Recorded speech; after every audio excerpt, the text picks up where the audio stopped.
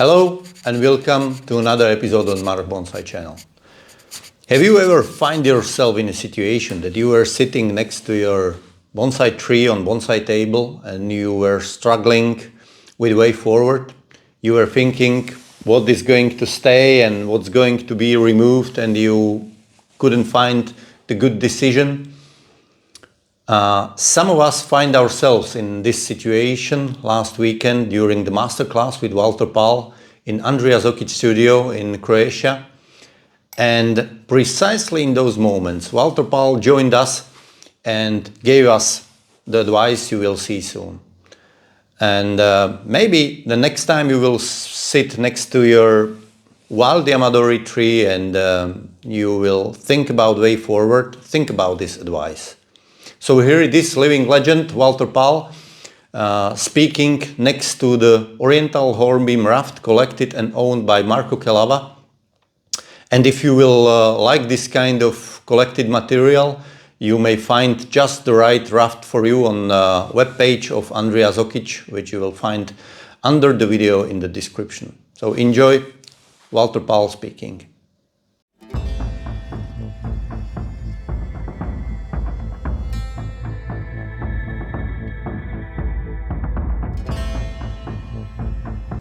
If you have something like this, that's not easy. It's very difficult to style.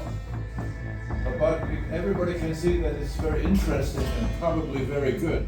But how do you make it look like a bonsai? Well, first of all, this will not look like a bonsai. Don't do this to it. He doesn't have the talent for looking like a forest, yes, but like a natural forest, not like a bonsai forest. Now, but a forest consists of many single trees, but this is one tree which has many branches which look like trees, and that's called the raft style in Orthodox bonsai. So nothing against Orthodox bonsai, you can use that term. It's a raft, yes, but it looks like a forest, and then you arrange this according to the rules for a forest. As you know, a forest, you take the main tree, the highest and thickest and the smaller, etc. And then you surround this by spots, and they have very small, and then they're not all straight, they somehow fan-like. So this is how you create a forest. So if you want a forest with 30 trees, you start with 50, and then take the 30, and then 20 are left over. And then you can place these trees where you like. Now here you have a terrible problem. You can not place things where you like, they're already there. So this is much more difficult than a forest, much more. And it takes real skill to make this look good. However, you can use the forest rules, which said there should be one tree which is the highest and the thickest. So that's a pretty good idea to find, and it's not on the corner, but it's usually in the middle. So you make this one. So you make this a little higher, and then the others a little lower. Okay, so that's a good start.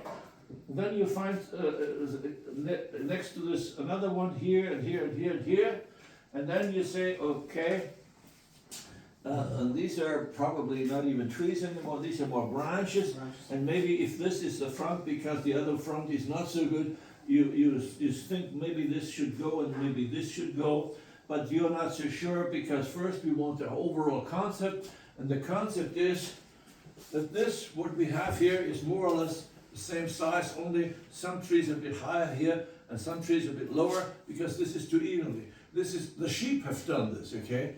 The sheep have done it like a hedge, okay? But we don't want the hedge look, we want this forest look. So, that's the concept. Okay, so, and that will look good. Okay, after having the concept, we now say, okay, Walter, that sounds great, right? But what can I do? Aha, it's a difference. If you have a concept, you still don't know what to do. So, my advice is to do the following. Say, okay, is there possibly something where I don't hesitate to do it, like cutting off something or cutting something shorter? And say, okay, well, shall we not start with the biggest trees? Yes, we can, but you don't have to. You can also say, of this whole concept, if this is the front, this here, you see, I can cut. And this here, if this were away, it would be better, because this is just coming at me and it's not good, not part of that design. So you take, so you don't hesitate, you take it off. The problem is that you may make a mistake, understand? You could possibly cut off something which you need later. Well, unfortunately, you still have to do it, because you have to take some risk, even if you don't know where you're going. And if you take no risk, you will never stop. So my advice is, if you have a pretty good idea, 80–90% that I have to cut it off, cut it off. Okay, cut it off. And then you say, look at this. Why would I look at something so small? Because it's a lot of small things which all in the whole sum make the design. This here is silly, ugly, take it out. Okay, then you say, you turn it around, you see this, doesn't belong, take it off. You see this, doesn't belong, take it off. Maybe. Well, maybe, but first you do the obvious. You do, when you say maybe, that's not good enough. If you say, yes, this has to go, then you go. So you go through it, you don't think too much. You say, this is, no, you see something which is obvious.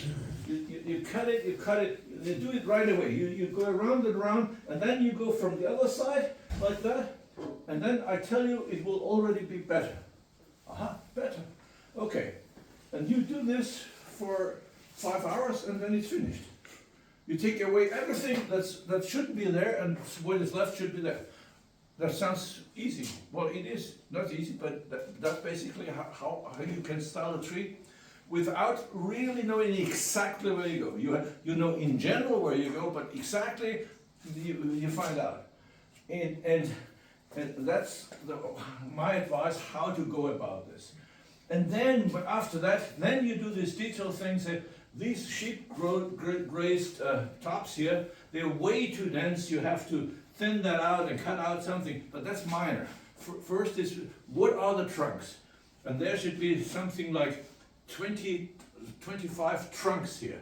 Now you have, and there's some of these don't belong here, these you take out. That's how you do it, and you will say, Walter, do what I said.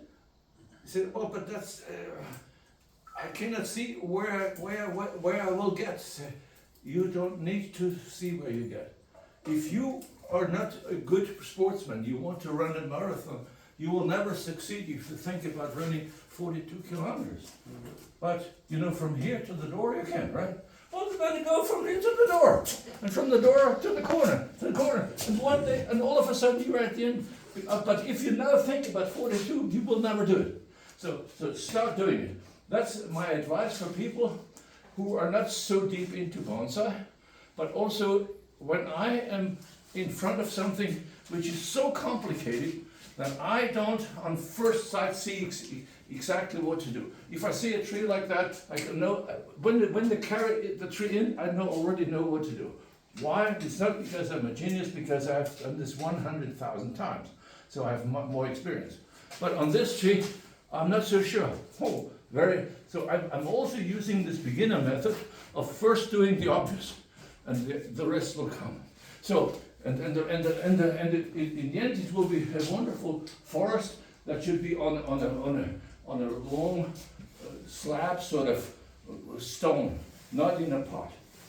If you don't like this, whether you hear that, you can sell this to me. I'll buy it. My wife will kill me in this case. Okay. She She likes it. Oh. Oh, does she know bonsai? She's watering. She's meditating with watering.